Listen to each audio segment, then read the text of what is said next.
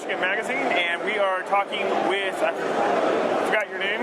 Well, my name is JC Baillie, and I'm the founder of Gaiscioch, the company that is developing Dual Universe. Well, it's great to meet you. Could you first tell our audience a little bit about who you are, what you do, and how you got your start in the gaming industry? All right, so well, my background is actually nothing to do with gaming. I would say I'm a science guy. I did a PhD in robotics and AI, directed AI research labs. So my background is about complex technologies, I would say. But I'm also an avid gamer. I played lots of games, and my dream was always to make one game that could be really like the ultimate sandbox, where you can actually do anything you want, build anything you want, become anybody you want. So that was the starting point for Gaiscioch. And the real starting point was that precisely I designed a prototype for the technology that is behind this game, which is a kind of revolutionary technology to handle what I'm going to explain after, the features of the game. But anyway, that was the starting point. And after I developed this prototype and I saw that it was working, then it was the goal to actually fund the company and start to do this turn this really into a game and a product. So that's the story. I'm a guy passionate about technology, innovation, and gaming, and this came to actually create this game. Awesome. So my next question is, can you share a little bit about Dual Universe and what people can expect to find in this game? Yeah.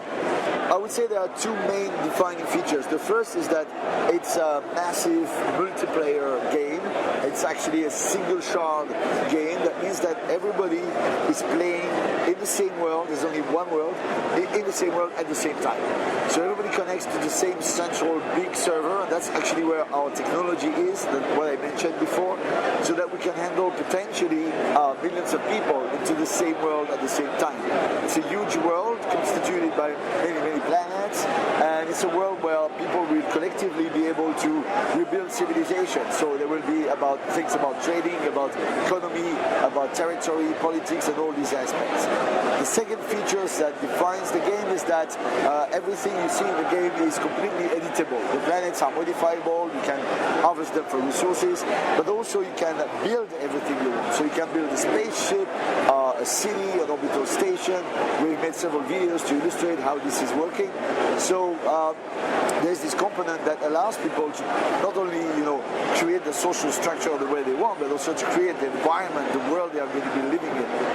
So this combining these two features defines really what is Dual Universe in a quite unique way. It separates it from, to my knowledge, to every other game I've heard about. Okay. So that's the pitch. Yeah. Awesome. So I do have a few specific questions that our community came up with, and one of which is, Dual Universe appears to be a massive undertaking. Just how large of a team is working on this game? We are now 25 people. Okay. Incredibly talented guys. We're coming from both the gaming industry and the technology industry. For example, we have people from Apple that joined us. So it's a various set of people. There is a technology side to what we do, as well as a gaming side. So you find that among the team. There are also obviously artists that are contributing to all the assets, and the community management that we take very seriously, because we want to interact with the community, exchange with people, respond to everybody, and hear everybody. So that's what we're doing at the moment. Awesome. So next question. You're going to be going toe-to-toe with No Man's Sky and a few of the other big dogs that are, barking really loudly. What separates you from them? Well, it's very simple. We can come back, to what I just said at the beginning. Our game is not a single-player game. It's not also a game where you have a few hundred people playing on a local server. It's a massively multiplayer online game, single shot. If you would like to compare it, it would be closer to EVE Online in that spirit than No Man's Sky. The common points with No Man's Sky are very, very limited. Yeah, we have planets with procedural generation. Yeah, we are in a sci-fi environment. Apart from that, there are very, very little common points. And the building feature also that I mentioned is setting us apart from almost everybody else. You have some games that are doing building, like Minecraft or Space Engineers and so on, but they are not taking place in a huge universe, as I said. So if you combine those two things, you have something that is quite unique and that changes everything profoundly. If you are winning a battle in this game, you might actually change the outcome of, you change the balance of power in this game. If you are building a ship that you make a blueprint of and you start to mass produce it in a factory, maybe you're building a ship that is going to be extremely popular, and this ship is going to be everywhere in the game. So you have an impact. Everything you do matters. Things you do have consequences. It's a completely different type of game. So we're not going to look at the different set of features, but how they integrate together into a coherent world where you're in control to make the world you want, to rebuild civilization. So that's the unique selling point. That makes us very different from other games. That we love also, by the way. I mean, it's not like we don't like the other games. They have the specificities, and I play to almost everything, and I'm a big gamer. So I like that, but this is different. Okay. Will there be guilds in your game or clans? I'm sorry? Will there be guilds or clans in your game? Yeah. That's a very important part. You'll be able to create what we call organizations, which is a generalization of guild, corporations, and things like that. You will be able to specialize the way the power is shared in these organizations to effectively make them a corporation, a nation, a dictatorship, and so on. And that's a very important element of the game. We actually launched a community website called community.duelthegame.com, where people can actually start to create organizations already and start to recruit for these organizations. And we are actually amazed to see that we have already more than 400 organizations that have been created with a lot of role play. They really set their goals and their criteria, the standards, and what they want to do in the game. It's very impressive. You can go and see that it is really working very well. All right. How large can these corporations get?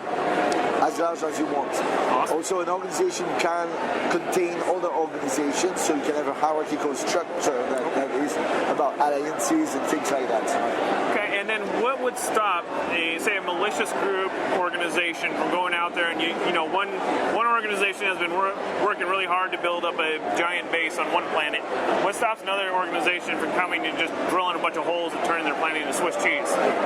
Many things. There's not one single answer. So I'm going to give you several things. There will be safe zones where you can build in total peace. Nothing PvP can happen there. That's one thing. The other thing is that once you build something massive, if you're responsible, you're going to build also defenses. So you should not have something that is undefended when you're out of the safe zone. So it's part of the gameplay actually to be careful about these aspects. There will also be authorizations that are given to certain people to edit what you have, so you can manage who is making changes, so you don't have things you don't expect. There's also territory management on the surface of planets that will allow people to decide who has the right to enter, to modify, to build, and so on. So there are a lot of, I would say, political tools that will allow you to set limits that some people will cross anyway, and that's where battles comes in. So you have to defend your things. One thing I want to stress also is that there is never any permanent destruction of information. If you have a nice ship, it gets blown up. You have a snapshot that is automatically taken, so you can always rebuild it. If you have the materials to build it, so you might have to mine it or to buy, so it might cost you time, a bit of efforts to gather what you need, but the information that corresponds to your ship that you have built is never going to be lost. This is important. All right. So that lumped up all of those into one, pretty much. Good. So I just have one last question for you. Yeah. If somebody was to come to you and say that they wanted to get into the game industry, what piece of advice would you give them? Honestly, I think there's a huge potential that is still there in the indie area. I would suggest people, I don't know if you can just suggest that, but I would go for innovation. something that has not been done before, trying to put something really new and exciting. I think this is a good recipe to actually, exist. But there's also, the indie apocalypse, where there are so many indie stuff going on. It's very hard to get visible when you're doing something. And that applies to us also. So we're trying to make interviews like that so that people get to know about what we're doing. It's very hard. People have to understand it's very hard. Even if you have a standing concert, everybody who sees Dual Universe, I made a demo to you, you've seen it, right? Everybody who sees it is excited. It's really nice, the things we have achieved in the technology. It really is inspiring. But we need to have more people to see it, right? So that people get just to know that it exists. I think there's a lot of great games out there that nobody knows about. That's something you have to keep in mind if you're going the indie way. The most difficult thing will be to get your thing known. And if your thing is not innovative, if it's exactly like something, you have almost no chance to actually catch attention, right? Unless you have a big marketing budget. So that's what I would recommend. Otherwise, you can join a big existing company. You should join Nova Quark. We're recruiting. So that's another possibility to join the gaming industry. Okay, and then I understand that you have a Kickstarter coming? That's right, that's very important for us. We have a Kickstarter going on the 7th of September, and it's going to be a big moment where we meet with our community, our existing community, and hopefully the growing community that will come together. It's very important for us. We need the support, the financial support from our community to be stronger so that we have the means to actually realize this vision. That is a very ambitious one. Obviously, we are perfectly aware of that. So we start this Kickstarter and we're going to see what happens. All right. We really count on everybody to support us, and let's do this together. That's the idea. All right. Well, if you're watching this video, you can learn more about Dual Universe and their Kickstarter by scrolling down to below. Look down in the description a little further. There you go. And we will see you guys next time. I look forward to seeing this game come to fruition. With pleasure. Thank you. Bye-bye.